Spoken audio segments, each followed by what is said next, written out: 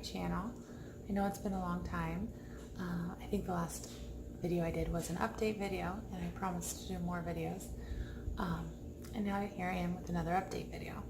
But I do have some things I want to update you on. I know I've had a lot of questions about our Chordoma journey with our son and homeschooling curriculum and how we're liking what we were using and what we're using now, and fostering. So I want to give a quick update in those areas, and then also I promise that I will do some more in-depth videos on fostering, homeschooling, and our Chordoma journey. So if you're interested in hearing how everything's going and what's new. Okay, so I wrote everything down so that I wouldn't forget. I'm going to try and make this quick and not ramble on forever, which I tend to do. So like I said in the intro, I've been wanting to do videos and had lots of ideas and different videos, and I've had a lot of people asking questions as far as foster videos and homeschool. What our life adjusting to 5 kids just didn't allow that time. So I am hoping to start getting that time now that we're getting to summertime and just getting in a better routine of having 5 kids and all the appointments that fostering entails. So my first update, which is my favorite update, is Cameron and his battle with Chordoma. So he just had his 1-year post-radiation scans. He had cervical chordoma, and he is 15 now. He was diagnosed at 13. It was about a year and a half ago. And his scans came back clear, so we were very excited. It is tough for him because he gets a lot of anxiety leading up to before his scans, and they call it scanxiety. And so for him, it's just this huge relief. So his scans were clear. There was no growback of the chordoma, no evidence of the disease. The doctor is really happy with how he's feeling and how the structure of his neck handled all the radiation, because he is fused from C2 to T2, so he does have a lot of metal in his neck, but he has very little pain. He has 50% movement of his neck, but other than that, he's doing really good. Most of the struggle that he has is the emotional leftover struggles from everything he's been through.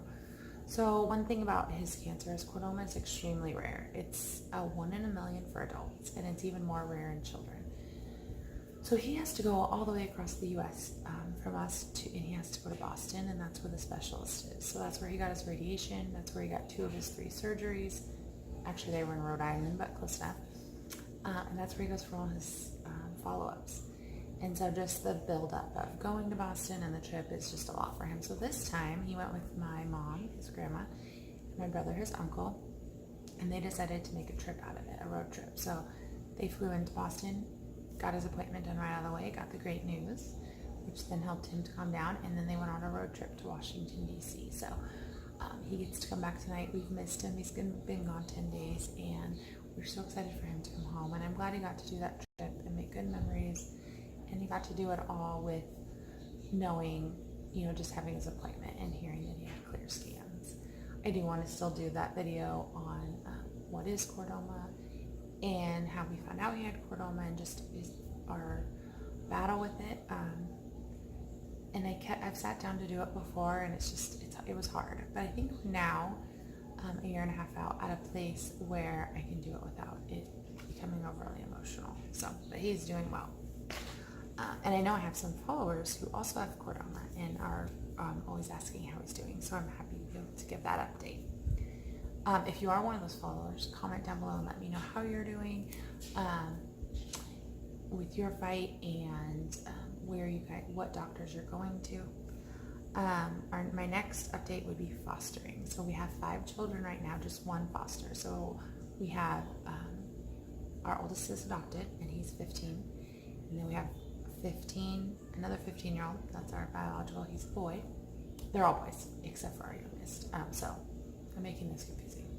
Basically, we have a 15, 13, and 8-year-old boys. And our foster is a 2-year-old girl. So having a girl in the house is so fun and very different. She might be the youngest by far, but she runs the home. So she actually, there's not a lot I can say about, of course, her history and background, because she is still foster. She does have a severance trial coming up in May, and that means that they are going to try, and they should have no problem being successful in severing mom and dad's rights, and then she'll go to adoptions, and we are planning on adopting her. We are a foster family that normally is all about reunification and supporting that, and helping grow the relationship back with birth parents, and we do believe that foster children, or that children, not foster children, we do believe that all children are better off, if possible, with their biological parents or family. So we've always been one that wants to really support that and help get them to reunification. But I can tell you that in this little one's case, that was never really something anyone wanted to see, and sometimes it's just not possible for the parents to change in enough time to be able to raise their children, and sometimes it is not what is best for the child. So in this case, we are hoping for severance and adoption. And another thing is, we have been learning a lot about trauma parenting, lots of videos, classes, talking to people, because this little one has been through a lot. And so I'm hoping to do some videos on that, because I know they helped me, and we've learned a lot. We still have a long way to go. So that is our only foster placement right now, but I do want to do some other videos. So comment down below if you're here for the foster videos, and let me know questions you have or video ideas that we can help you with now that we're more established and we've had several placements. My last update is homeschool. So when Cameron was diagnosed a year and a half ago, we took a break. We didn't take a break, we did school, but we did very minimal, in survival mode. So we are a little behind. So our plan for now is to homeschool through the summer and get all caught up to where we need to be after doing so little for a year and a half, which that's the beautiful thing about homeschool is we were able to do that. So we are going to homeschool through the summer. We live where it's very hot, and so homeschooling the summer isn't a big deal. We'll stick with just language arts and math, and if we have plans, we'll skip it that day, but for the most part, that's the plan. My 13-year-old and 8-year-old did finish their paces, and then my 9th grader is not quite done with it. So when we finished that, which was just a few weeks ago, we decided to give the good and the beautiful a try for the 13 and 8-year-old, and we're trying their language arts program. We're about 17 lessons in, and so I'm hoping in the next month or so I can do a video on the good and the beautiful and let you know how we're liking it. I can tell you we are loving it. There are definitely some pros and cons, but the pros for us far outweigh the cons. So I am going to be doing a video on the good and the beautiful language arts and how it's working for us. They're still doing teaching textbooks for math. My oldest son is only doing, he's still doing ACEs, PACEs, because he didn't finish his 9th grade English yet. And he's doing teaching textbooks for math, and all his other classes he does at a homeschool co-op.